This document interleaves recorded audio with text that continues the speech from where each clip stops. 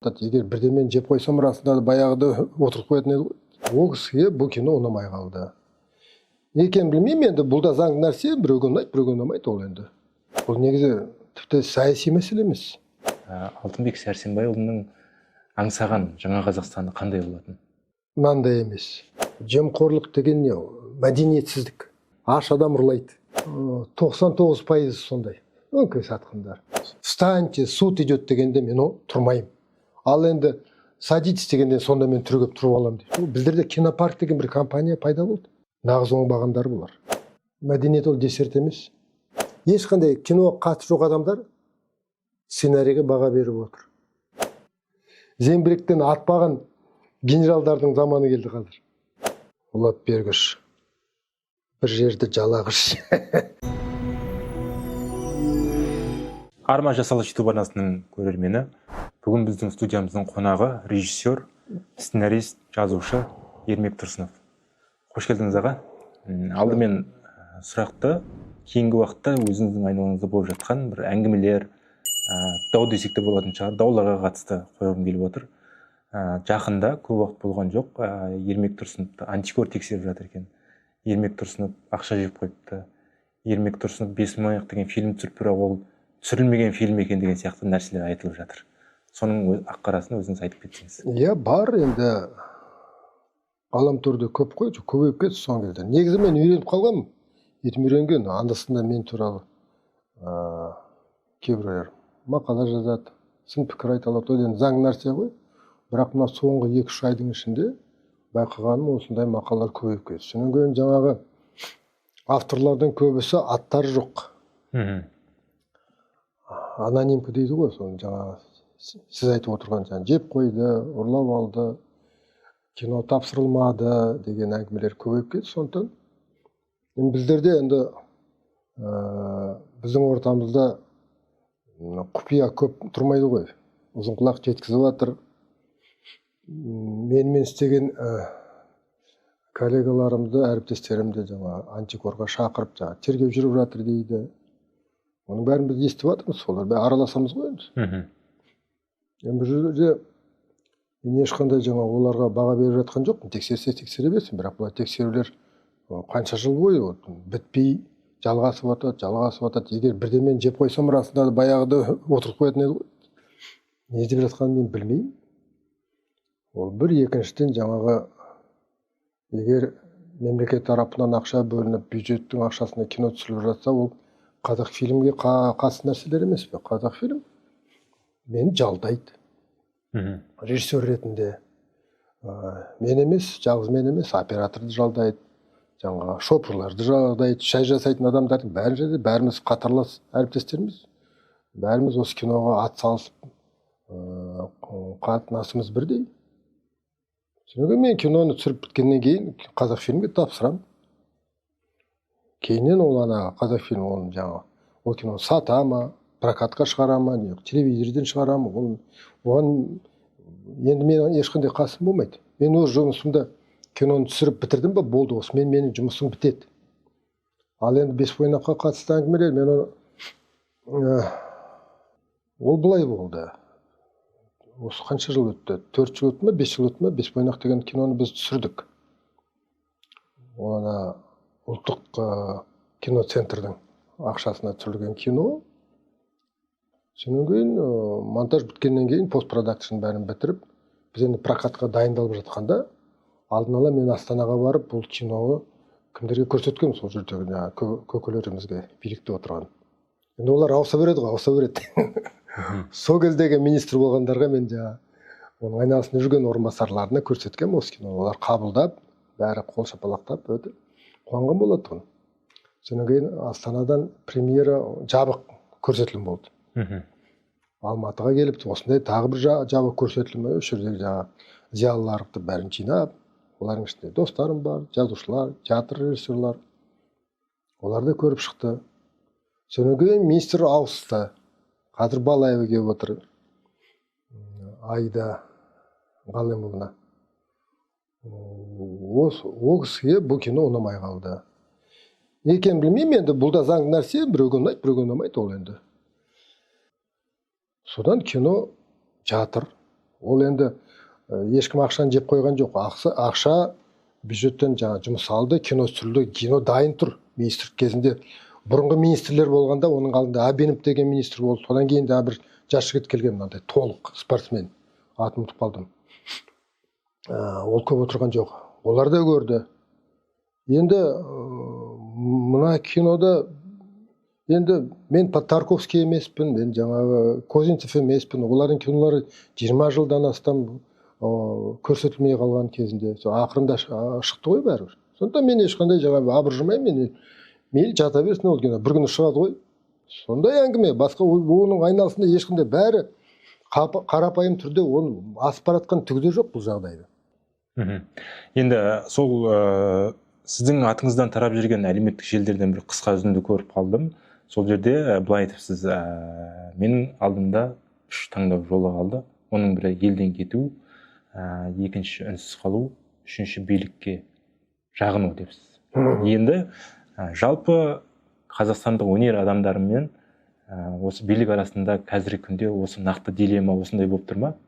Кезінде мен келін деген киноны шығарғанда осындай жағдай болған. Одан да шу шыққанда, оны кәдімгідей үлкен шу. Ол кезде жаңа депутаттар Бекболат Тілеухандар үлкен мақалалар жазып, 2 бет қылып айтпағандары жоқ. Келін сондай у-шумен әрең дегенде шықты. Ал енді мына кино қайта мен бір жағынан қуанып отырмын. Неге десең де, өйткені бұл жарнама болып тұр ғой. Жарнама болып тұр.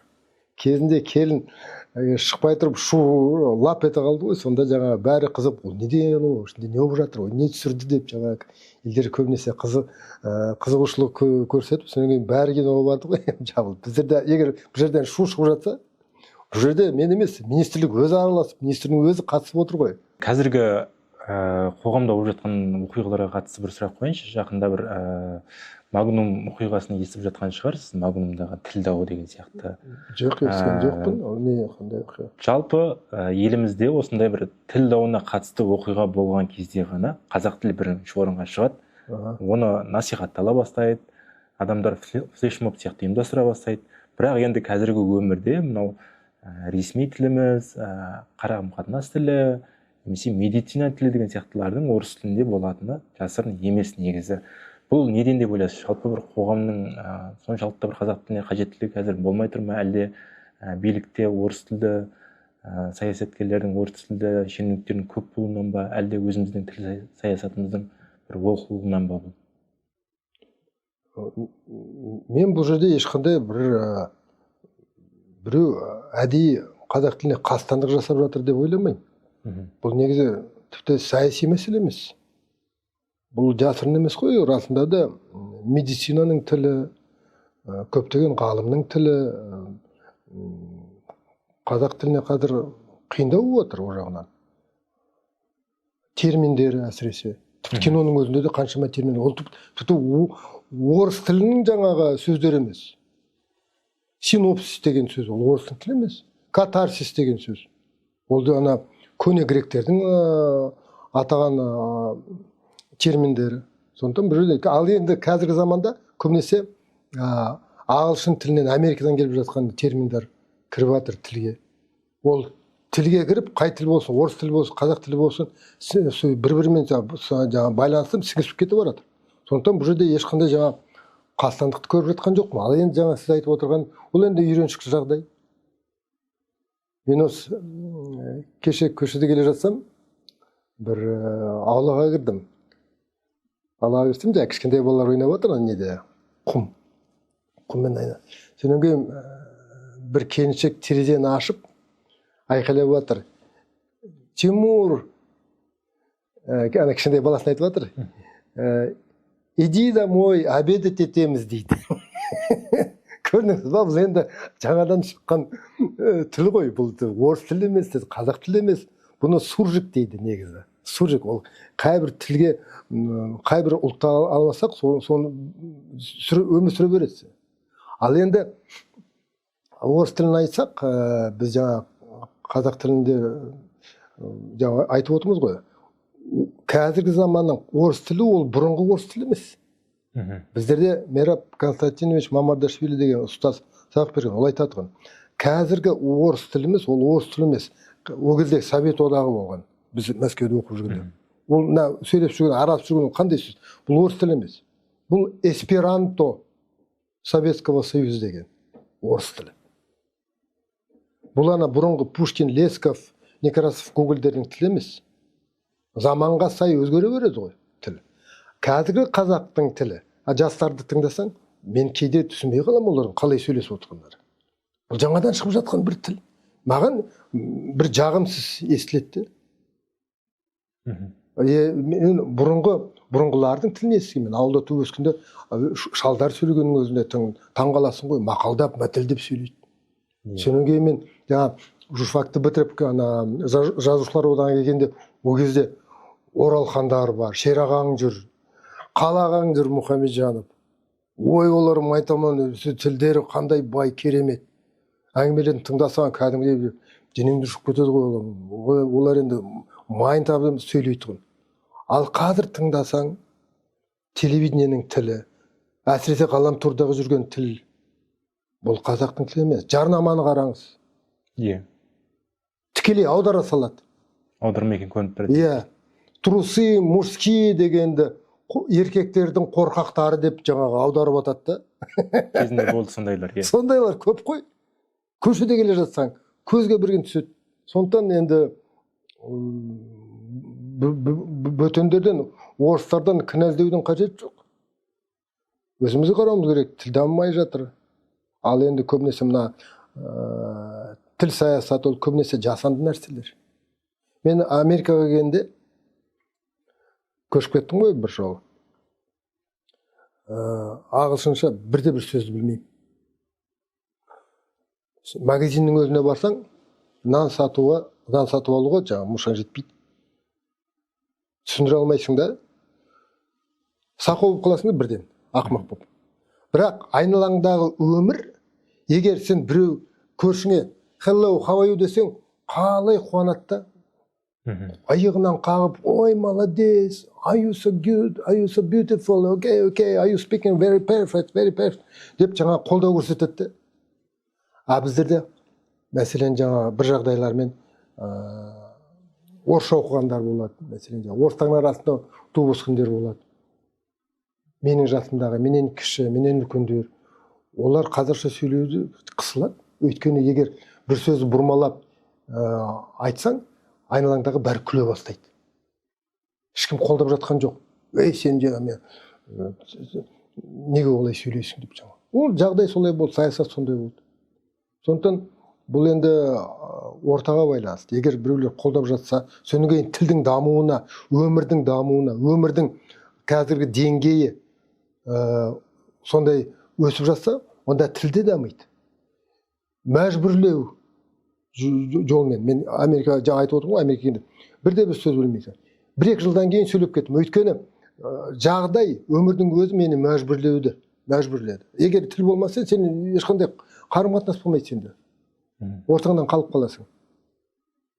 Ал біздерде әзірше саясат басқаша. Сондықтан тілді онша дамып жатыр деп айта алмаймын. Өзгерген жоқ жағдай. Қанша жыл, 30 жылдан астам жаңа ұрысып келе жатырмыз да, тіл дамымайды, әліппемізді ауыстырайық деп, сол мәселелер шешілген жоқ қой. Сол күйде қалып жатыр. Қазақстан елін, біздің мемлекетті байлығы, қазба байлығы мол ел деп айтамыз ғой. Бүткіл элемент бар бізде деген сияқты. Бірақ қазір қарап отырсаңыз, қазақ қоғамында біздің елде әлеуметтік теңсіздік тереңдеп бара жатыр. Бай мен кедейдің арасы өте алшақ.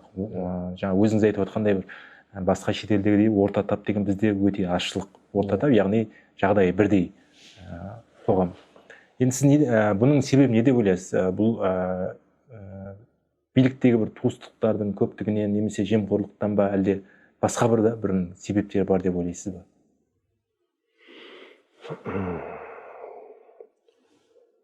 Мен бұрыннан бері айтып келе жатқан ең басты мәселе ол мәдениет. Жемқорлық деген не? Мәдениетсіздік. Егер адам мәдениетті болса, ол ұрламайды. Ол ұры болмайды. Өзінің жаңа болашақ ұрпағынан, мәселен, егер тереңнен ойласаң. бәрі мәдениетсіздіктен басталады. Біз білім дейміз. Мәдениетсіз білімді адам өте қауіпті мәселе. Пойызға кірген ұры, жай ұры. Ол жаңа біреудің қалтасын қапшығын алады да, сонымен таяды.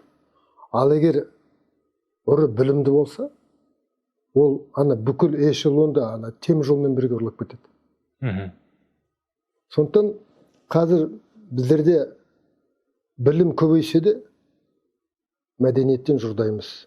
А мәдениет деген ол жай егер түсінгің келсе, ол тек қана мына пышағыңды оң қолыңда, вилкаңды мына сол қолыңда ұстау емес. Әдемі киіну емес. Мәдениет деген өте терең ұғым. Менің байқауымша біздерде мәдениет аз. Содан көрем көбіне. Ал биліктегілер ол мәдениет сонша назар аудармайды. Олар ойлайды, мәдениет ол жаңағы үлкен астан кейін десерт келеді ғой.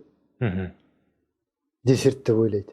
Немесе жаңа ең баста тағамдар біткеннен кейін шай алып келеді ғой, кәмпитпен бірге. Тәтті бір нәрсе деп ойлайды да. Ол ешқандай десерт емес. Ол ең басты, ең керекті азық. Онсыз сенің рухани аштығың содан басталады. Аштық. Аш адам ұрлайды. Содан басталады жемқорлық, схемалары неше түрлі. Сондай қулықтардың жолдары. Содан көрем мен. Абайдың Лермонтовтан бір аударған өлеңі бар. Өте танымал өлең десек те болады. Лап бергіш, сырт айналғыш, қайта ойланғыш деген. Сол өлеңді оқып отқанда бір кейбір ағаларымыз еске түседі. Бір халықтың қамын ойлап сөйлеп жүреді. Оларға кәдімгідей сеніп қаласың, үміт артасың. Сөйтіп жүргенде бір күні қарасаң, ол ағаларымыз сарайда биліктің мінберінде сол билікті, үкіметті мақтап сөйлеп тұрады. Дәл осы өлең сол ағаларымызға арналғандай кейде. Сіздің позицияңыз өзгермейді. Осы бір позицияда келе жатырсыз. Бұның себебі неде? Қазақ халқына шынымен жаныңыз ашиды ма сонда? Әрине ашиды, қалай ашмайды? Көресің. Соқыр емессің ғой, естисің, керең емессің. Лап бергіш, бір жерді жалағыш. Рас, ондай бар. Ондай бар, енді аттарына атайын ба, ренжіп қалады ғой. Бірақ ол енді заң нәрсе.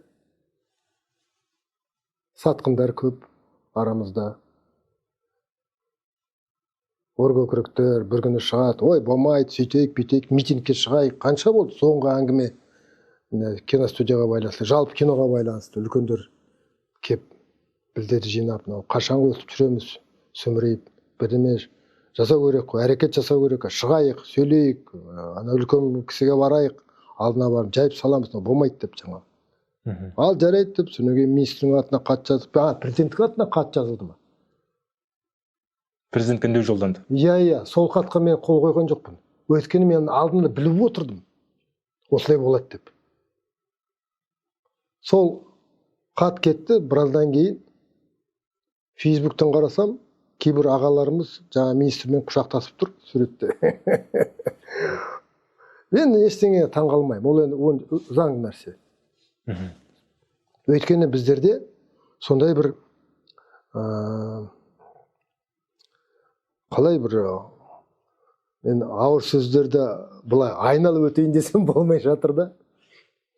Баяғыда мен көңілім қалған. Біздерде осындай бір психологиямызда сатқындық бар да. Бастықтарды жақсы көреміз.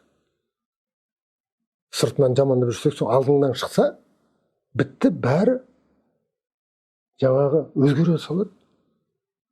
Жұмсарып қала ма, жағымпазданып, ана бір-екі сөзі айтса, жаңағы биліктегі жүрген бір.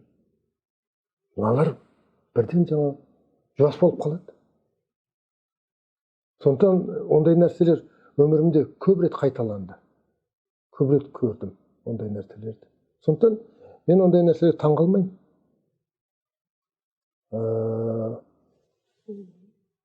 Бәрібір деп айта алмаймын. Бірақ 99% сондай. Өңкей сатқындар. Енді Гераған айтқандай, сен де мен де пенде деген әңгіме бар емес па? Пендешілік. Табиғи қорқақтық па? Білмеймін. Қазаққа тән. Айналамда жүрген 2-3 адамды ғана атай аламын. Олар бір үстеммен өмір бойы кете берді. Оның біреуі Болат Атабай, екіншісі Гераған Белгір, Мұрат Аға Әуезовтер. Мұрат Аға Әуезов. Енді бұл кісілердің ешқайсысы қазір өмірде жоқ қой. Олар кетті бәрі. Бірақ мен олармен өте жақын араласқам. Дос болдық. Менен үлкен болса да бәріміз қатынасымыз өте жылы болады, өте тығыз. Сол кісілерді мен өмір бойы сыйладым да сыйлай беремін де. Ал қалғандары өңкей қоқым-соқым. Ұсақтап кетті, сүйықтанып кетті қанымыз. Абылай ханның түсі орындалды. Білесіз ғой оның бәрін. Марқұм Алтынбек Сәрсенбайұлымен достығыңыз көпшілікке мәлім. Бұл туралы сұхбаттарыңызда айтып жүрсіз. Жалпы Алтынбек Сәрсенбайұлы бір кездері министрлікті басқарды ғой. Кейін оппозицияға өтті деген сияқты. Оның көздеген саяси мұраты қандай болды? Алтынбек Сәрсенбайұлының аңсаған жаңа Қазақстаны қандай болатын? Мынандай емес. Қазіргі келбеті Алтекеңе ұнамайтын еді. Өзгерткісі келді. Дос болдық, жақын араластық. Оның көздегенің, оның мұраты басқаша болатын. Әңгімелерін тыңдасаң, көбінесе жаңа теңдік, демократияға ұмтылу, содан жаңа жер мәселесі, кез келген мәселе болса да, оның көзқарасымен олай іштей қолдап жүретін. Кезінде олар бірігіп партия ашқан. Сол партияға мені шақырған олар. Мына Фурмановтың бойында Октябрьский көшеме бір банк болатығын, төмен келе жатсаң, оң жағында бір банк болады. Сол жерде олардың офисі болатын. Келсем бір күні шақырған, кеш бір әңгіме барды. Келсем, 4-еуі отырды, бір бөлмеде. Осындай бөлмеде 4 стол қойып алған. 4-еуі де бастық, 4-еуі жаңа төраға, сол партияның Ақжол ме еді, ұмытып қалдым. Оразы отыр Жандосов, Алтынбек отыр, Бутя, и 4-ші жаңағы Алихан Баймен. Сол жоспарын көрсетті. Міне біздерде осындай бағдарламамыз бар. Сен келсеңші, біздерге жаңа идеологияны басқарасың, идеологияның жұмысын жүргізесің. Соны мен айттым, жігіттер, мен ешқандай саясаткер емеспін. Мен араластырмай-ақ қойыңдар, мен қолдаймын керек кезде, егер керек болсам. Ал жалпы тікелей мен саясатқа араласпаймын. Менің өзімнің ішкі саясатым бар, мен сол саясатпен кете беремін. Бірақ жоспарлар, бағдарламалары маған өте ұнады. Өйткені әсіресе маған бір тарау ұнады, ол мәдениетке байланысты нәрселер. Алтынбек енді мәдениетке хабары өте жақын адам болды ғой, біледі. Сондықтан жаңағы жазушылар одағына байланысты, кинематографистер одағына байланысты, жалпы мына творчестволық бірлестіктерге байланысты көптеген жоспарлар болатұғын, қолдайтындай. Сондықтан Алтынбектің армандары орындаймалға қалды әттең. Әрине айта берсең, осындай жағдай болып қалды. Қиын. Алтынбек Сәрсенбайұлы қоғамға жаны ашқан, ұлттың болашағын ойлаған саясаткер болды ғой. Жалпы қазіргі саяси элитада осындай принципшіл қазақ үшін басын қатерге тіге алатын саяси қайраткер бар ма? Жоқ. Қазіргілердің Алтынбек Сәрсенбайұлымен айырмашылығы неде деп ойлайсыз? Айырмашылығы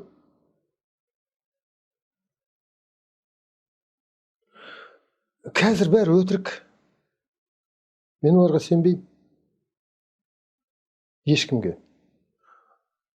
Мүмкін мен біреулер танымайтын шығармын, іште бар шығар ондай жаңағы кәдімгі жұмысқа идеяға берілген адамдар. Олар танымай. А мен танитындарымның көбісі өңкей жаңағы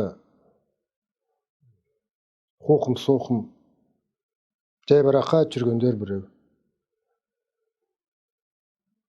Айтып жатқан сөзін тыңдасаң, сөзінде бір мағына жоқ. Өз пікірін жеткізе алмайды. Жасанды бәрі. Жаңағы ұрандатып жүреді, ал былай қастаң ішінде түк жоқ. Мен танитындарды. Ал ана кісінің қасында айналасына қарасаң, бірде бір адамды атай алмайсың былай. Бөліп, не мынау енді кәдімгідей салмақты. Алтынбектің салмағы болады. Алтынбекті халық біледі, таниды.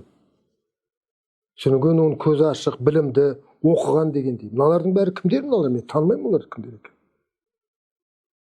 Бірде біреуін мен былай бөлек айтып, ой, мынау кәдімгідей, мынау сенетін адам, басына бір ойы бар, бәрі қорқақ, өзінің көлеңкесінен қорқады бәрі. Жауапкершіліктен қашады бәрі. Тек қана бір күнмен өмір сүреді де көбінесе. Сондықтан әрине қарның ашады оларға қарап. Енді мен де жүрдім ғой, енді қазір қарасаң, қай бір саланы алмасаң. Мен аралап жүрген бизнесмендері болсын, экономистер, финансистер, кім болса, тіпті спортқа қатысты адамдар, бәрі бір күйде. Ешқандай бір үмітсіз, бір сенімсіздік бар да қоғамда. Рас айтамын. Еңсеңді түсіріп жібереді. Әсіресе қазіргі уақытта. Бұл немен бітетінін мен білмеймін кәдімгі. Расында да қорқынышты. Жаңа сұхбат кезінде Атабаев туралы айтып қалдыңыз ғой енді. Атабаевтың түрмеден шығуы, түрмедегі кездері, сол туралы айтып беріңізші. Осы оқиғаларға сіздің де бір қатысыңыз болды. Болды, иә. Ол ана Жаңаөзенге барып ұрандатып келгенде, оны Үшәріптің адамдары абақтыға қамап тастады ғой. Ұстап. Сонан кейін бір күні маған Белгер звондайды, Герағаң. Ей, ана албасына отырды деп жағашы. Жақтасу керек, әйтпесе оның қан ауру болады, оның қан қысымы. Ол енді жаман ауру ғой, ана түрмеде көп өмір сүре алмайды, ары кетсе бір-екі айдан кейін қисая салады, бітті деп. Кейін жол деп бір амалын таптық. Ана КНБ-нің бастықтарына барып, мен барып айттым енді түсіндіріп. Бұл енді ешқандай саясаткер емес, бұл жаңағы өнерпаз, қияли адам, ондай ешқандай оның жоспарлары жоқ. Оппозиция дегеніміз, оппозицияның жоспарлары қандай? Ол билікке жету емес пе? Мынау билікті іздеп жүрген адам емес, бұл тек қана адап жүрген адам. Творческий адам болғандықтан оның өмірге деген көзқарасы басқаша. Бұған өмірдің бәрі бір театр сияқты болады. Сонан кейін Ақтауға бардық. Қасымда жаңа екі полковник, анау тергеушімен дөрекі сөйлейді, сұрақтарға жауап бермейді, протоколдарын жыртып, бетіне лақтырып, Болаттың мінезі сондай ғой, шатақ адам, сондай болады. Онымен тіл табысатын бірде-бір адам табылмайсың. Ақтауға ұшып келдік, сонан кейін машинеге отырып, неге бардық? Жаңаөзенге. Жаңаөзен аудандық, КНБ-нің аудандық бөлімшесі бар екен, сонда тергеу жүргенде өзінің ісі бар екен. Сол ісі қанша? 8-9 тон ба? Оқып отырдым бір-екі күнде. Қағаздар сыртқа шығаруға болмай, сонда мен жаңа кеп жүрдім. Бір күн келдім, екінші күн, 3 күн қатарынан кеп жүрдім де, жұмысқа барғандай оқыдым. Енді ішінде жүрген Аблязовпен сөйлескендері, Жаңаөзенді ұратып, алаңға шығып сөйлегендері, оның бәрін жазып алған таспаға. Сонда істің бәр мағынасы материалдарын танысып шыққаннан кейін мен Ақтауға қайта келдік. Сол КНБ-нің изоляторында жатыр екен. Болады. Алып келді. Болады. Қолында кісен мені күтпеген ол кезде. Оған ешкімді кіргізбей жатыр. Ана туыстары келіп жаңағы Дана деген қарындасы бар, оны да кіргізбей жатыр. Ешкімді қатыстырмайды жаңағы болаққа кіргізбейді, жалғыз өзі жатыр. Ал мені кіргізді. Өйткені мен айттым, мен оларды көндірем дедім. Ал көндіретін болсаң, давай. 3 күн қатарынан сөйлестік қой сол изоляторда жатып. Күн деген шышып тұр. Ақтаудың енді несі ыстық қой. Ананың іші қапырық, мына камераны. Терезеде жаңағы анандай решетка. Сыртына қарасам, үлкен бір жазық жер, алаң, жалғана бір терек өсіп тұр. Сол теректің көлеңкесінде Дана тұр. Қарындас. Несімен ана? Передачасымен. Оны кіргізбейді. Болат қайта, қара. Ана өзінше герой. Мені сотқа берсін. Сотқа аналар айтады ғой. Сонда ереже бойынша сот кіргенде, ал встаньте, суд идет дегенде мен тұрмайым. Ал енді садитесь дегенде сонда мен түрегеп тұрып аламын дейді. Ол театр ғой. Баланың әңгімесі ғой. Сондай адам болатын. Ой, оны айта берсең қызық. Сонда осыны сіз қалай көндірдіңіз? Көндіргенде мен оған айып тақтым. Ол менікі дұрыс деп жатыр. Ал дәрет сенікі дұрыс болса. Ал егер қиын әңгімелер болды. Қиын болғанда қалай енді? Ол енді дайын тұр. Мен дайынмын, мен барамын, мен өлемін деп. Өлгенде ол да жетістік болып, ал енді өлесің, не істейсің? Бұл жеңіліс қой, сен өліп қалсың. Ал енді өлдің, сенің өлігіңді ерткен ана оппозициялы көтеріп алады да, жаңа шыры айналдырып, жаңа жүгіреді, ұрандатып. Міне биліктің тағы бір жертвасы деп. Сол ма сенің жетістігің? Егер сен суреткер болсаң, неменеге тікелей саясатқа араласасың? Сенің борышың, сенің парызың басқа. Егер сен суреткер, өнерпаз болсаң, өнерпаз нағыз. Онда сен өзіңнің жаңа көрсетілімді әкеліп, жаңа спектакліңді. Ана Жаңаөзендегі театрға халықты жинап көрсет. Сенің аланың мына театр сахнасы. Бұл жерде сонда жаңа әңгіме, ана суреткермен саясат, өнерпазмен жаңа билік, осы байланыс қандай, сенің парызың қандай? Сонда біраз сөзге келіп қалдық. Тіпті ұрысып, боқтасып, бір-бірімізге айтпағанымыз жоқ ол кезде. Сонда ең басты нәрсе, мен 3-ші күні мен соған айттым, ал мәселен кейін. Сенің ойың ақ, жарайды. Халқыңды аяйсың. Қараңғы. Енді Абай кезінде айтып кетті ғой, мыңмен жалғыз алыстым деп. Ол енді кәдімгідей біреумен күрескен емес қой. Қараңғымен, қараңғының арасында жүріп, солармен алысып, ақыры көздерін аша алмай кетті ғой. Күйіп кетті іштей. Ал енді сен келдің Жаңаөзенге. Алаңға шығып сөйлеп жатырсың. Тіпті мына бөтен адамдар емес, кейде мен сені түсінбеймін, сенің не айтып жатқаныңды. Алла сен қалай түсінесің, қайдан білесің? Мүмкін Алматыдан белгілі бір режиссер келіп жатыр, ұрандатып жатыр. Сен алаңға шақырып, шығыңдар. Айдап жатсың. Олар солай түсінген шығар. Мүмкін. Олар кетті, мерт болды, атты көбісін. Қаншама адам қайтыс болды. Сонда сен ешқандай кінәң жоқ па? Ешқандай қатысың жоқ болды? Тікелей қатысың бар емес па? Солай емес па? Қан төгілді. Ал оның ар жағында кім тұр? Назарбаев тұр ма? Абақаев тұр ма? Ол екінші мәселе. Сен алдымен өзіңнен сұрасаңшы. Неменеге келдің? Сені қасында жүрген әртістер, жаңа сен әріптестерің кейде түсінбей қалады. Сенің қылықтарың, сенің сөйлеп жатқан жаңа, сенің мінезің. Сонда деп қалды болады аға. Мүмкін. Ал енді мүмкін болса, сен мойындамайсың өз күнәңді. Біріншіден сен өзің адасып жүрсің. Ол алаң сенің алаңың, сенің алаң мына сахна, театр сахнасы, кино, әдебиет. Міне сенің саясатың. Ол саясат арқылы сен ада айналаңдағы халқыңа өз ойыңды, өз сөзіңді, өз мұңыңды жеткізе аласың. Ал тікелей алаңға шығып айқайлап ол тобырдың алдында сөйлегенде ана саясаткерлермен бірге сен бір болып қалдың ғой. Алдында шыққанда Козловтар, басқа біреулер. Сенің жолың басқа. Сондықтан сен өзіңді шатастың, халықты да шатастырып жүрсің дедім.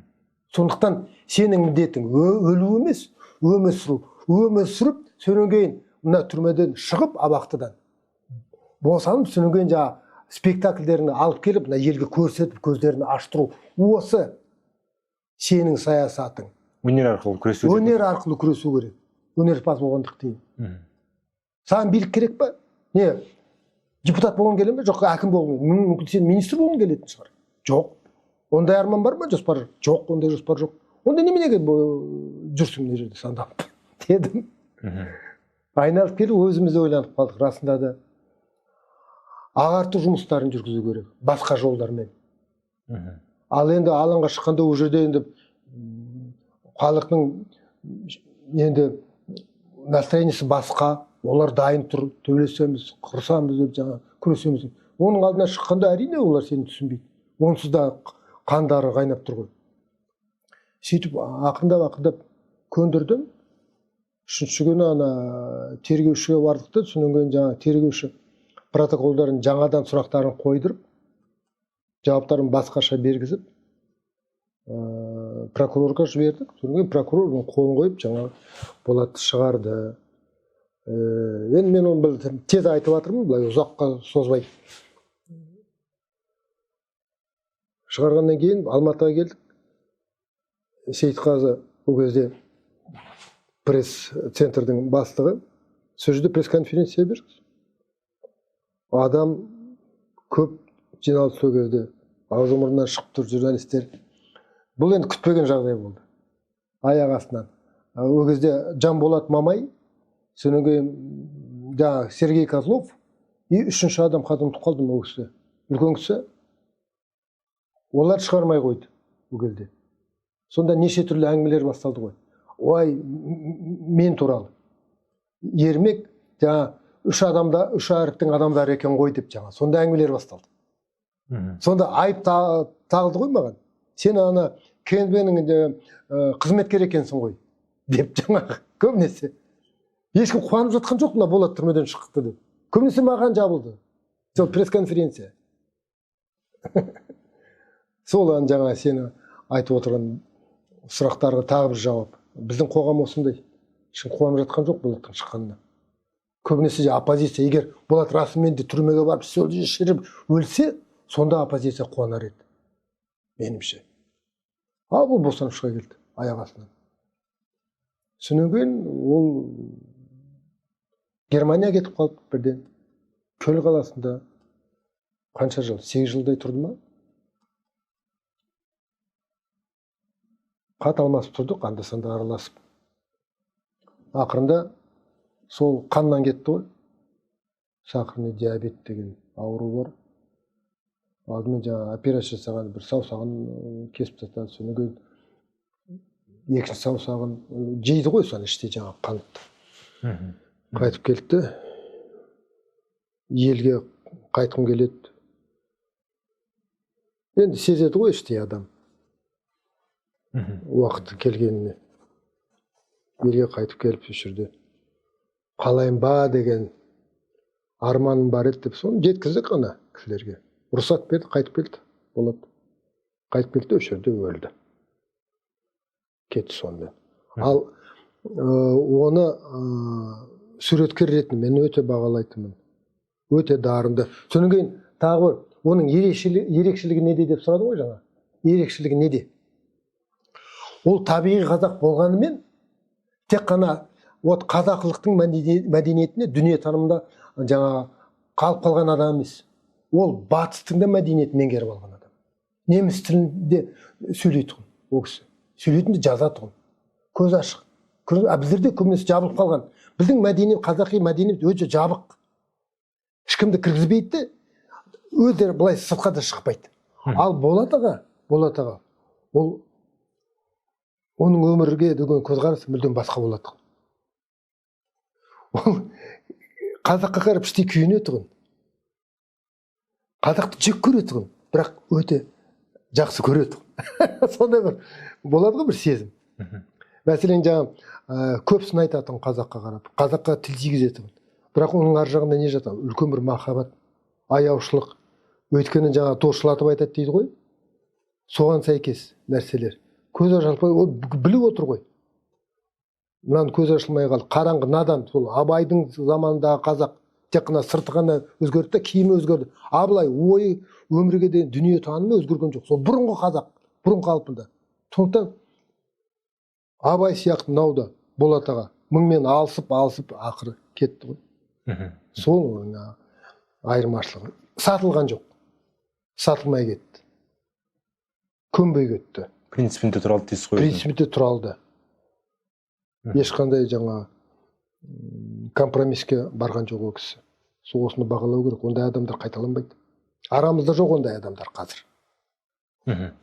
Енді кино туралы айтайықшы, жаңа өзіңіздің салаңыз деген сияқты, өзіңіздің білетін жанрыңыз. Жалпы қазіргі қазақ киносының ахуалына қандай баға бересіз? Енді бір жағынан қарасаңыз, қазақ киносы бір жасарып бара жатқан сияқты, бірақ көптеген режиссерлермен сөйлессем, қазіргі қазақ киносына көңілі толмай жатады, сапасы жағынан. Жалпы біздің ұлттық кино өзінің бағытынан таба алды ма, әлде жаңылып келе жатыр ма? Енді мен оны бұрын, қанша болды? 10 жылдан астам бұрын айтып кеткен, болмайды деп. Бұның түбі жақсылыққа келмейді деп. Өйткені ол кезде енді осындай комедиялар, ыржың түкке тұрмайды кинолар шыға бастады. Бірең сараң. Мүлдем басқа бағытқа, басқа жолға кино бара жатыр. Сонда мен айтқам ол кезде. Бұл болмайды. Біріншіден бұл кино емес. Бұл басқа бір нәрсе. Бұған басқа бір ат табу керек. Басқа бір термин қою керек. Бұл кино емес. Entertainment деймін бұны. Entertainment. Ол ана жарнамаға жақын нәрсе. Бұл мүлдем өнерге ешқандай қатысы жоқ. Киноға қатысы жоқ. Неліктен басталды? Өйткені киноға көбінесе саудагерлер келді. Саудагерлер. Олар ойлайды, олардың жалғыз ғана арманы бар, ол ақша, пайда көру. Ал ондай жаңағы жоспармен келсең, ешқашан жоқ, одан шедевр шықпайды. Ол белгілі нәрсе. Бұл соңғы тек қана біздің кинодамызда емес, бүкіл әлемде солай бағыт болып жатыр. Біздерге де жетті ғой. Орыстардың киноларын алсақ, басқалардың киноларын алсақ, салыстырғанда ол бәрі бірдей, сондай бір тенденция сақталып кетті бәрі. Менің бір досым бар, атақты өзбектің режиссері Али Хамраев. Өткенде бір әңгімені бір жақсы айтып кетті ол кісі. Енді ол көп көрген классик қой қазіргі заманда. Ол айтады да, теңізде дейді, Индонезияда отельде жатыр, теңіздің жағасында.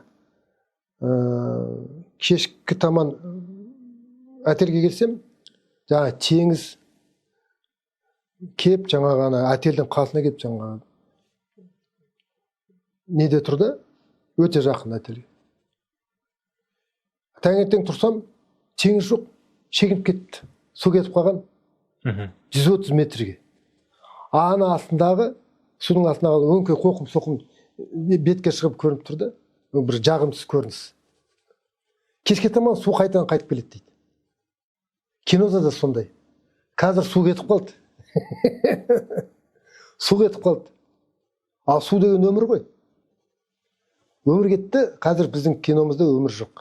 Өте жасанды нәрселер көбінесе. Өңкей жаңағы болмайтын комедия деп айтуға болмайды. Ол комедия өте қиын жанр. Комедияны түсіру үшін менің ұстаздарым Данелия болсын, Георгий Николаевич, Эльдар Рязановтар, олар комедия түсірді. Ол жай ғана күлкі емес, ойландыратын күлкі. Күлкінің ар жағында кейде жаңа мұң жатады. Егер адам бір қиын нәрсені айтқысы келсе, ол күлдіріп айтады да, бірақ күлкіден кейін сен адам ойланып қалады. А мынау ыржың, түкке тұрмайтын, бос, жындының күлкісі. Сондықтан бұны кино деп айтуға болмайды. Қазір апта сайын премьера жасайды ғой. Біздерде Кинопарк деген бір компания пайда болды. Нағыз оңбағандар бұлар. Бұлар не істеп жатқанын түсінбейді де олар. Олар ойлайды, олар әбден улап бітті ана қазір көрерменнің сапасы да түсіп кетті ғой. Өйткені олар не көреді?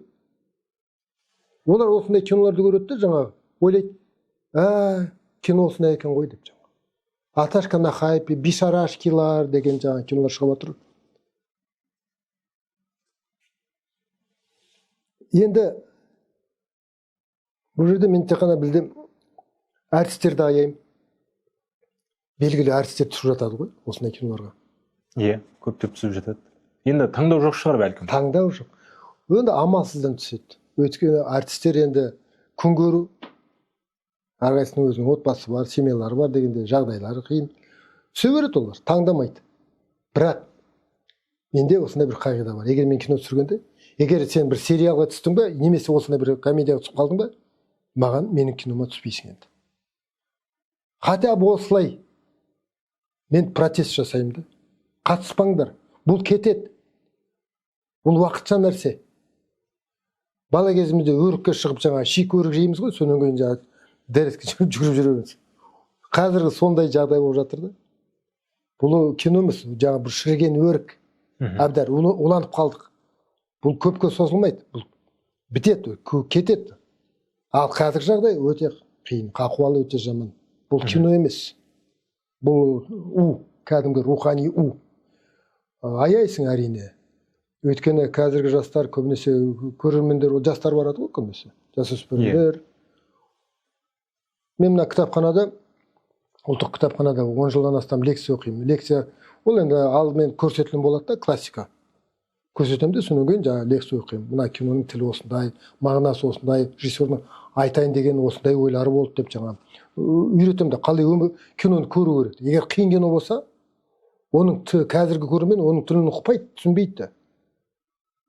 Ми жетпейді. Өйткені анандай шикі нәрселерге үйреніп қалған.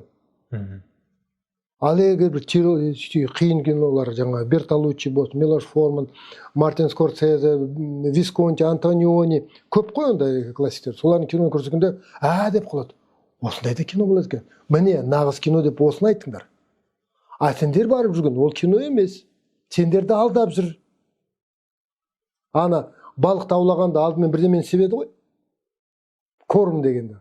Балықтың жаңа жейін тамағы. Қазір кино сол. Корм. Сендер жинап алады да. Ақыры аулап алады да, сонан кейін сенің ішкі дүниеңді жейді аналар. Мына саудагерлер. Олардың мақсаты жазған ақша. Ешқандай басқа қойып жатқан жоқ олар мәселе. Терең бір ойландыратын, адамның ішкі дүниесін ақтаратын сондай бір тақырыптарды олар іздемейді, іздегісі келмейді. Жолдары арзан, сонда қазіргі жағдай өте қиын. Қазіргі заманда қазақ киносы жоқ дейікші. Бір-екі адамды атай аламын, ол Айсұлтан Сейіп деген жас жігіт бар. Америкада оқып келген. Мен оған көмектескен, маған келген ол бала. Мен ашаршылық туралы кино түсіргім келеді деп. Соған көмектескем. Қаштайын кино шықты. Шықты. Жақсы кино. Бірақ көрермен оны қабылдай алмады. Өйткені ана көрермен қазір уланып қалды. Мынандай киноны олар қабылдай алмайды. Содан кейін Жанат Алшанов деген бір жас режиссер бар. Ол да менің шәкіртім. Айдын Сақаман деген режиссер бар, жас. Досмұқан Санды түсірген. Досмұқан Санның алдында тағы бір кино түсірген, соны көмектескем. Сондай балалар бар қазір жігіттер. Соларға үміт артасың. Қалғандары жай бараққа жүргендер. Жаңа енді біздің белгілі актерларымыз да осындай фильмге түсіп жатырыз. Ол деп айтып қалдыңыз ғой енді. Жақында бір актермен сөйлесіп қалдым. Енді қазір атын айтпай қойын. Маған былай айтты, қазір мен мынандай рөлдерге түскім келеді дейді. Енді анау бір ішіне кіріп ойнап, соңынан шыға алмай қалатындай бір актерлар болып жатады ғой жалпы. Мысалы үшін Эдриан Броуди деген актер пианистте ойнайтын кезінде содан қаншама арықтадым дейді. Содан 6 ай шыға алмай жүрдім, емделдім деп айтып жатыр. Сондай сияқты бір рөлдерде ойнағым келеді. Мен сондайда режиссерлерден күтемін, бірақ ондай маған материал жоқ. Келмейді маған, түспейді ондай тапсырыс дейді. Ол жалпы біздің бір режиссердің да бір әлсіздігі емес па? Бұл неден деп ойлайсыз? Енді айтып отырмын ғой, бәрі ұсақтап кетті. Біздерде ең басты продюсер кім? Мемлекет. Көптеген студиялар бар ғой, жаңағы кинопарк деп отырмыз. Кинопарк қазір қанша уже 50% болды ма? Жалпы кино нарықтың бәрін жаңа басып алған, өздері түсіреді, өздері жаңа таратады. Аз бюджетке түсіреді дейсіз ғой. Иә, монополист болып алды ғой кинопарк. Кинопарктың бастықтары мен білем оларды. Кімдер екен? Өңкей алаяқтар. Ал енді мемлекет тарапынан ондай тақырыпта түсіп жатқан жоқ. Оларда цензура. Сондықтан қазіргі режиссерларды мен аяймын бір жағынан. Олар артистерді, жалпы кино салада серьезно істеп жүрген адамдарды мен қазір аяймын. Өйткені оларда ондай материал жоқ. Адриан Броуди дейсің. Кезінде Роберт Де Ниро «Разъяренный бык» деген киноға түскенде, ол 2 айда 30 килограмм салмақты алған. Джейк Ламотта деген кезінде бір боксер болған. Соның жаңа өмірбаянымен түсірген кино керек кезде. Сөнеген арықтайды сол кинода. Көрдің бе? Осындай бедел дәрежедегі түсіріп жүрген артистер қазір біздерде аз деп айта алмаймын. Бірақ оларға сондай материал қолға түспей жатыр да. Иә, менің де айтпағым сол ғой. Иә, мен кезінде Қуандық Қыстықбаев деген артист, ол кезде ол жас. Ержан Нұрымбет деген. Ол кезде олар жас келінге бірінші рет түскенде, өздері айтқан, біздерде осындай материал болған жоқ деп. Өйткені үнсіз кино. Задача актера деген болады. Өте қиын да. Қиын болғанда сол қызықтырады емес пе? Ал қазір мына көбінесе киноларда ешқандай не задача жоқ қой. Тектер беріп қояды сериалда. Сериалдарда жаңағы көбінесе артистерде жасырынып жүреді. Сөздері көп та, ананы жаттап алады да дырылдатып айтып береді. Ал егер сөзін тартып алсаң, ал енді бар, ана қызыңа айт, мен сені сүйем деп. Бірақ сөз айтпа. Тілмен айтпа.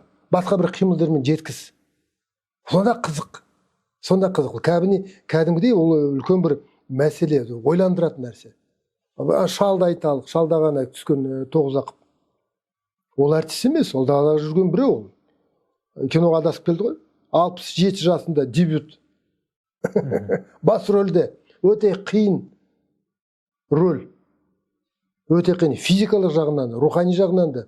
Жаңа кейіпкердің характеріне кіру үшін. Алып шықты, бір қатты қиналды.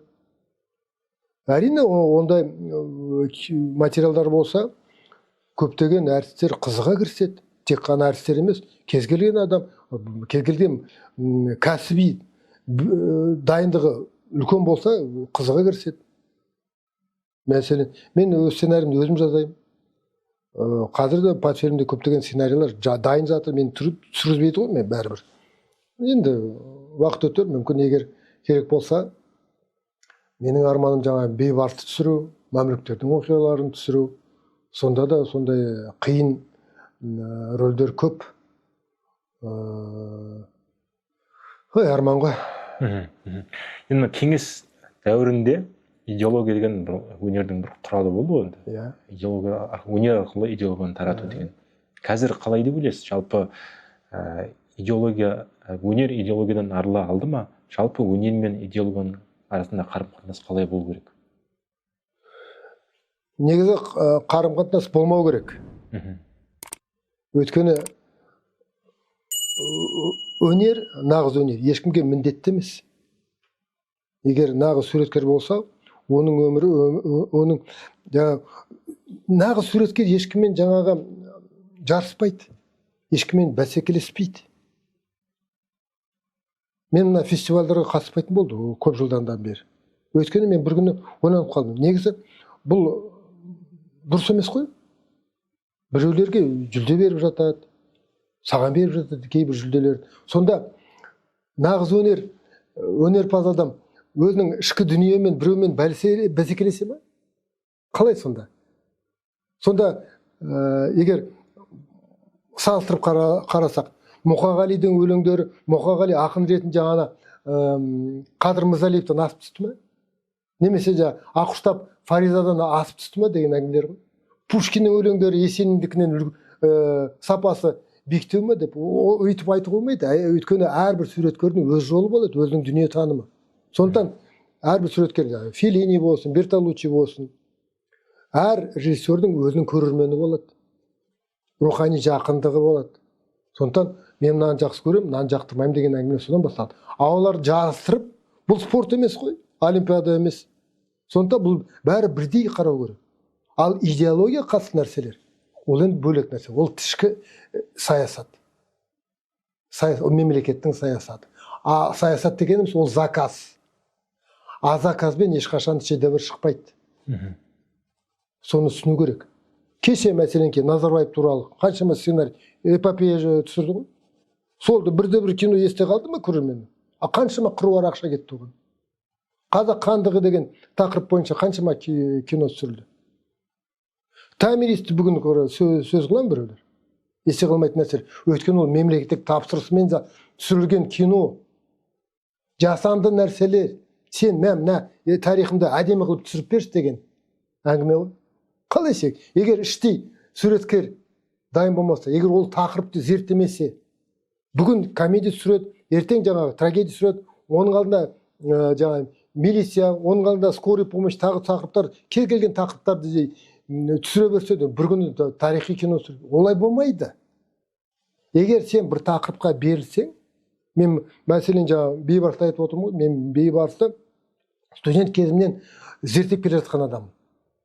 Қазірдің өзінде өте былай күдікпен қарай, мен дайынмын ба, жоқ па деп. Осы тақырыпқа. Өйткені мен оның салмағы үлкен, өте күрделі, өте терең тақырып. Мен қанша кино түсірдім, қанша кітап жаздым. Сонда да, егер сондай мүмкіндік туып жатса, мен күдіктенемін. Менің ұстазым мәселен Георгий Николаевич Данель, ол енді жүрген бір гений. Ол айтатын. Мен маған съемкаға рұқсат береді ғой, запуск кезінде. Сонан кейін съемкаға шығардың кезінде мен жаңағы шыға алмаймын дейді. Өйткені қорқамын дейді. Қорқам, съемкадан қорқам. Қалай болса да жаңағы созамды, ертең бастайықшы. Арғы күні бастайықшы. Дүйсенбі күннен бастайықшы. Қашқақтайды да. А қазір заманның да суреткерлері ештеңеден қорқпайды. Оларда тайындық жоқ, жауапкершілік жоқ. Ойламайды, артын ойламайды. Олай болмайды. Егер сен арасында мына дүниені білсең, кино деген дүниені білсең, соған берсең, сен күдікпен қарайсың өзіңе. Дайындаласың. Ол үлкен бір сын ғой. Әрбір күн ол съемкада жүрген әрбір күн сен сынақ. Сен сынақтан өте аласың ба? Ондай жауапкершілік мен байқамаймын қазір жастарда көбінесе. Сол өкіндіретін жағдай. Өзіңіздің фильмдеріңіз туралы айтыңызшы. Келін фильмі біраз дау-дамай болды, жаңа өзіңіз айтып жатқандай. Одан бөлек Шал, Жат, Кенже сияқты бірнеше фильмдер түсірдіңіз ғой. Жалпы сіздің өнер жолыңыз, сіздің айтатын фильмдегі ойларыңыз қандай? Адамзатқа қандай ортақ ойды жеткізгіңіз келеді фильмдеріңіз арқылы? Адамзат деп мен көздеген жоқпын. Өз ішкі ойым болды. Негізі бәрі трилогиядан басталды ғой, ол Келін, Шал, Кенже. Осы үш кино, үш қадам. Көшпенді халықтың эволюциясы. Сонда Келіннен бастадым да, Келін дегеніміз ол көне заман арғы атамыздардың оқиғасы, ол тау делік, тауда болған, Алтай делік. Сонан кейін ол халық таудан жазық жерге түсті, далаға шықты. Екінші қадам, ол Шал болды. Далада жүрген адасып қойлармен бірге. Ол үшінші қадам, ол қала, Кенже. Үш қадамдан тұрған эволюция. Тау, дала, қала. Осы жолда мына біздің этносымыз қалай өзгерді? Өсті ме, өңді ме, жоқ, теріс кетіп бара жатыр ма? Сондай сұрақтар туындады менің ойымда. Соны жеткізгім келді. Ал оны қолымнан шықты ма, болды ма, болмады, мен оны айта алмаймын. Бірақ негізгі көздеген ойым осындай болатұғын. 3 қадам. Ал енді менің зерттеп жүрген кейіпкерім осы жердің адам. Мен Америкада тұрсам да, Европада тұрсам да, ол адамдарды мен танымаймын. Бөтен ел, бөтен мәдениет, бөтен тіл дегендей. Ал енді жүріп туып өскеннен кейін менің кейіпкерім, менің зерттеп жүрген тақырыбы осы жердің адамы. Оның өсуі, оның өмірге деген көзқарасы, дүние танымы, ішкі ізденістері, рухани ізденістері. Соны зерттегім келді. Оны жеткізе алдым ба, жеткізе алмадым ба, мен тек қана кино емес, кітаптарымда сондай. Менің әдебиетімде ең негізгі кейіпкер осы адам, кешегі шал, оның алдындағы жаңа мергендер, алдына кенжедегі ана кішкентай балалар, ақындай ағайынды екі бір-бірін атып. Көбіне жаңа мен киноларым айтқанда көбінесе келін мен шалды айтады да, кенжені айтпайды. Соңғы нүкте сол кенжемен бітеді ғой. Өйткені жаңағы екі бала, екі ағайындар қалаға келеді, сонымен құриды. Не құриды? Ақырында ең соңғы сахнада інісі ағасына мылтықпен оқ атады ғой. Ол метафора. Ол жаны өзен. Ол кешегі қантар. Өйткені қазір біз бір-бірімізге ала көзбен қараймыз. Тіпті қару алып жаңағы атылуға дайынбыз ғой. Бір-бірімізге жүгіріп, бір-бірімізге жау болдық. Қазақтың қоғамында қазір бірлік деген жоқ. Мен сезбеймін ондайды. Жаңа ең басты сақырыпқа келдік қой, жаңа біздің зиялыларымыз, олар ішінде бірлік бар ма, жоқ? Жоқ, жоқ. Соны мен қазір ашық айтқым келді. Айттым да. Ол енді халыққа жеткізе алдым ба, жеткізе алмадым ба, оны мен білмеймін. Қазіргі кинофестивальдар туралы сұрағым келіп отыр. Былтыр Канн кинофестивальдарының ішінде негізгілерінің бірі ғой. Иә, үшеуінің бірі. Иә. Анора фильмі бас жүлдені алды, бірақ оған көп адамның, көп киносыншының, көп киномандардың көңілі толмай айтып жатыр, иә. Бірақ онымен тоқтамай Анора Оскарды жеңіп алды ғой. Иә. Сіз қалай ойлайсыз? Жалпы Анора фильмінің Канн фестивалін алуы, бұның бас қазы актриса, режиссер деп айтып жатыр ғой, енді Грета Грейвиктің бір әсері болды ма? Енді оның өзі бір аз бюджетке фильмдер түсіріп танылған режиссер екен.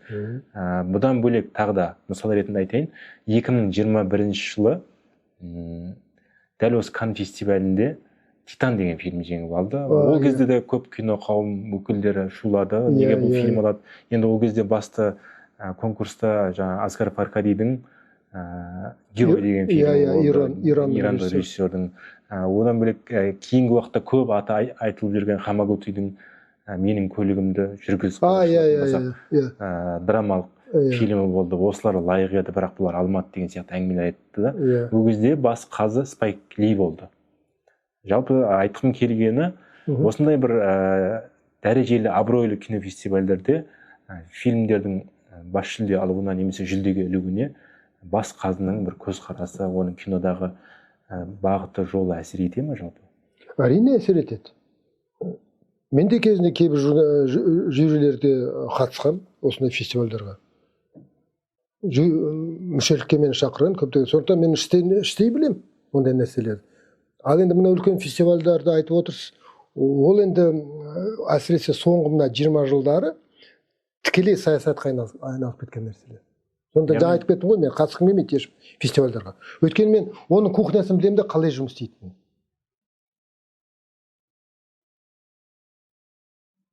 Жюрилер жиналады, талқылау болады, кинолар көргеннен кейін. Сонда бәрін ескеріп отырады ғой. Мемлекеттің қазіргі дәрежесі, оның әлемдегі саясаттағы орны қандай деген әңгімелер. Соңғы жылдары иранский феномен деген сондай бір ұғым шықты. Иранның режиссері көптеп жүлде алып жатыр. Махмальбафтан басталды да, содан кейін Дом Махмальбафа деген студия, оның қыздары, содан туыстары бәрі қатысып, және енді ана Фархади шықты, олар мықты режиссер расында да. Кейіннен Корейское чудо деген шықты. Корейдің жаңа Ким Ки Дуктар бастаған. Ал енді сіз Анураны айтып отырсыз, ол менің жеке пікірім, енді маған ол кино ұнаған жоқ. Бұл спекуляция дейді. Оның алдындағы Титанды айтып кеттіңіз, ол да қазір есіме түсіп отыр. Бір тақырыпқа түсірілген кинолар ғой. Секспен айналып жүрген әйелдердің тағдыры. Мен үшін ол мәселен қызық емес. Қайта соларды ақтап түсірілген кинолар ғой. Енді Спайк Лиге бұл қызық болып тұр ғой сонда. Енді олардың миына ешкім кіріп жатқан жоқ қой. Спайк Лидің жүре берсін өзінің ойларымен. Олардың киноларын мен де жақтырмаймын.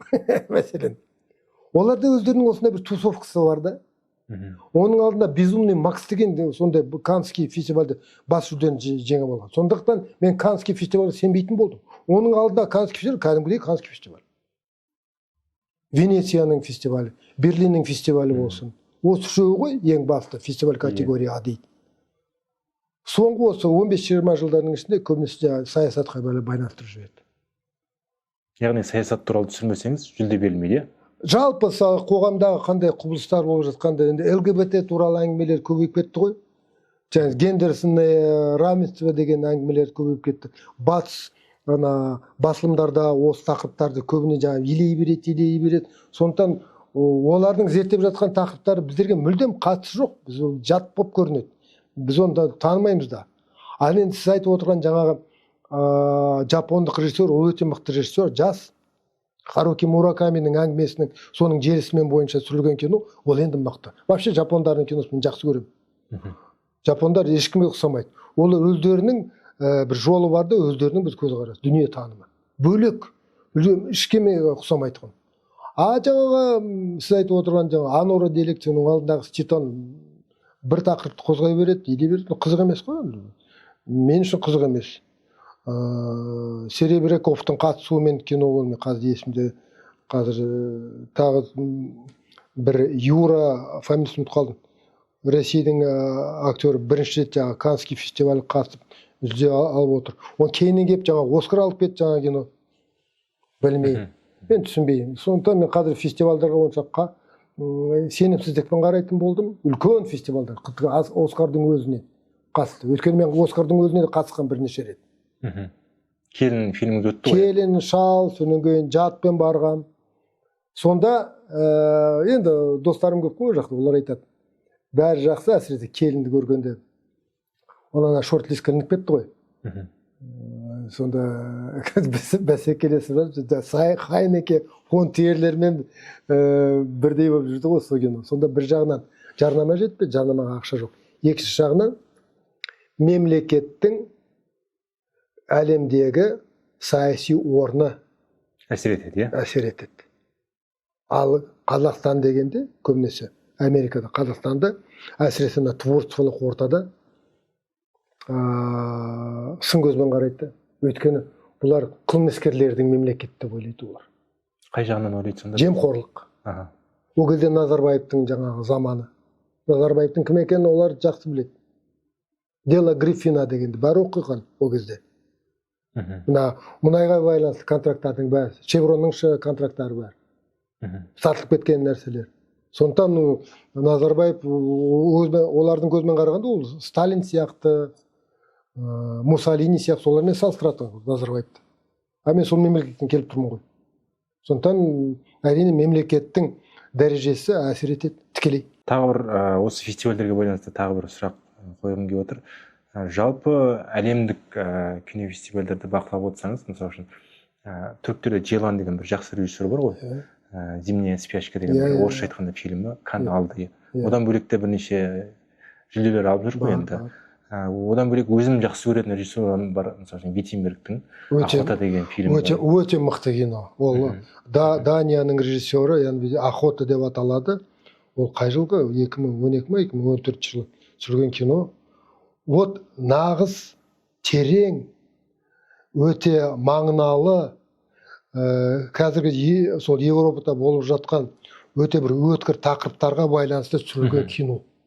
Адамдардың компармизмге ұрыну ғой енді. Айыптау біреуді. Мәселен, бір адамды айыптады ма қоғам? Бір мөр қойды ма? Сол мөр жасырып қалады да, соның кейін қалай ақталасың? егер осылай артынан сондай әңгіме басталса деген. Өте қызық, өте терең кино, маған өте ұнады. Виттенберг вообще ізденіске өте жақыны сондай өнерпаз режиссер. Ол кейіннен түсірген киноларды сондай өте мағыналы. Әрине. Менің сұрағым келгені мынау 2 рет каналған кино үшін бюрократия мен мемлекеттегі қандай күресу керек екенін менің атым былай фильм арқылы әдемі көрсетіп беріп кетті, және сол арқылы қанша жүлде алды. Бізде неге осындай бір қазақтың жанын көрсететін фильмдер бір аздау болып жатқан сияқты? Енді бұл өзімнің жеке пікірім. Неге осындай фильмдерді біздің қазақтың қоғамы көруге ынталы емес? Бұны басқа режиссерлер айтып жүр негізі. Біздің қазақ қоғамы ондай фильм көруге ынталы емес дейді. Бұның себебі неде деп ойлайсыз? Өмірдің өзінде. Мен сізге айтайын,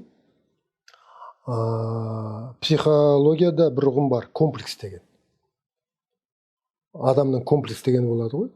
Ол комплекс деген нәрсе, ол тек қана жеке адамның емес, бүкіл мемлекетке де қатысты нәрсе екен, меніңше.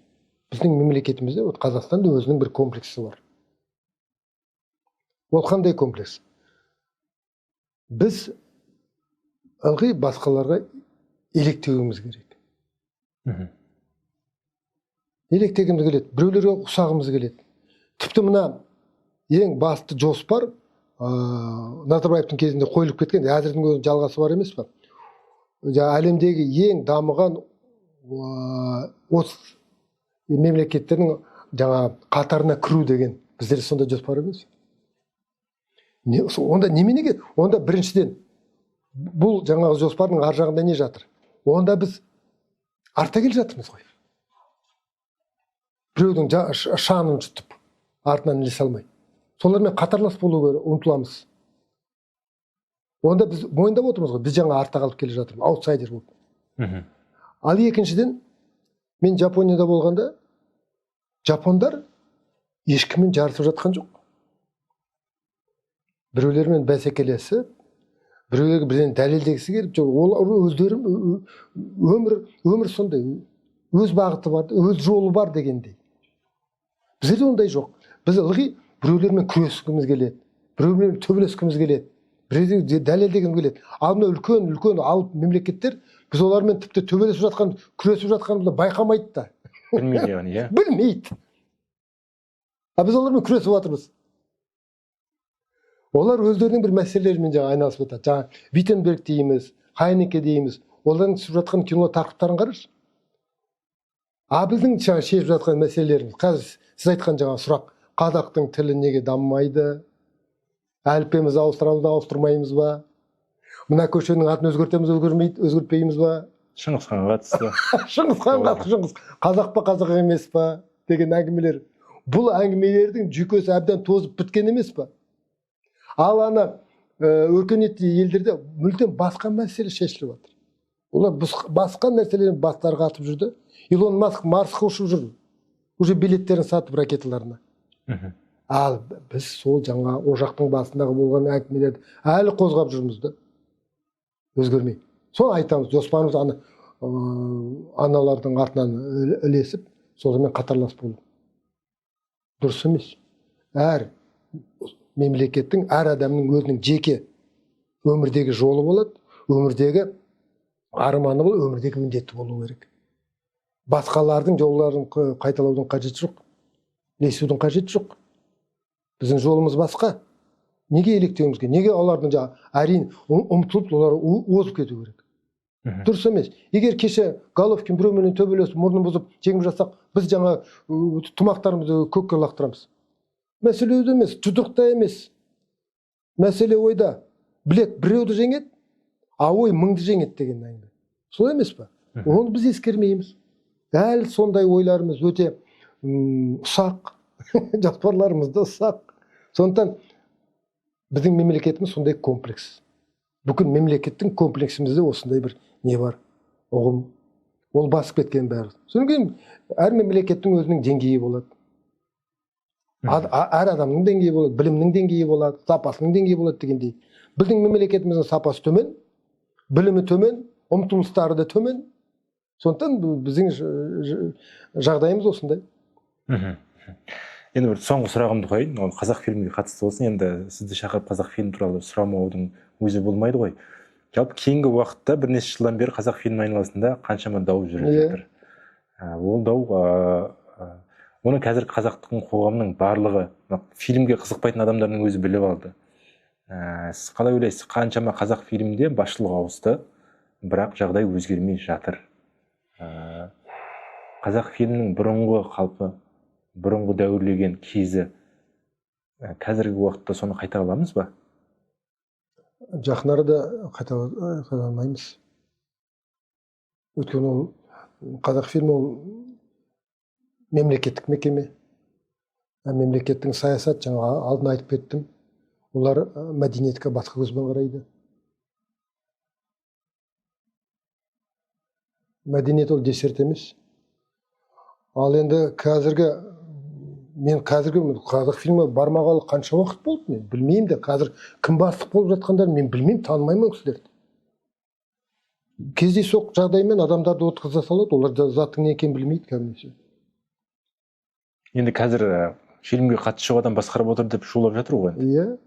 Мәселе ол адамға тіреліп қалған жоқ. Мәселе жалпы өкіметтің, биліктің киноға деген көзқарасында. Кино деген ол мәдениеттің бір саласы емес пе, бір бөлігі емес пе? Жалпы бізде мәдениетке деген көзқарас өте нашар. Қазақ фильмі ол кішкентай ғана бір мекеме. Әрине, аты ғана қалып, затынан айырылып отырмыз. Кеше ғана Шәкендер, Абдолла, Мәжиттер бастаған киностудия емес бұл. Барсаң, тура енді ана кеңес кезегіндегі заманға тап боласың. Кеше интернетте жүр, ана кім, Башкенова деген журналист интервью алыпты ғой, басшыларынан. Олардың әңгімелері сол басқа. Біз мына туалетті жаңартып алдық. Дәретханаларды жөндедік деген сонымен мақтанып жүрді. Сол да әңгіменің деңгейі. Біздерде егер басшылар, мемлекет басшылары мәдениетке деген көзқарас өзгермесе, кино дамымайды. Қалай енді егер дұрыс көзбен қарамаса? Бұл жерде кәсіби дайындығы бар адамдар жоқ қазір. Олар не істеп жатқан мен түсінбеймін де. Ортада жүрген адамдармен сөйлесесің ғой, не болып жатыр қазақ фильм? Ой, құрыды бәрі, құрыды. Ештеңе қалмады деп айтады. Сондықтан қазір кім болса о болсын, өкіметтің саясатына байланысты нәрселер. Кімді әкеп отырғызса да, егер мемлекет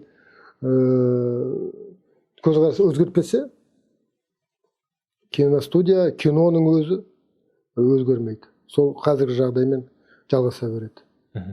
Енді мына қоғам арасында көп айтылатын сөз, мемлекет фильмге 5 миллиард теңгедей ақша бөледі екен.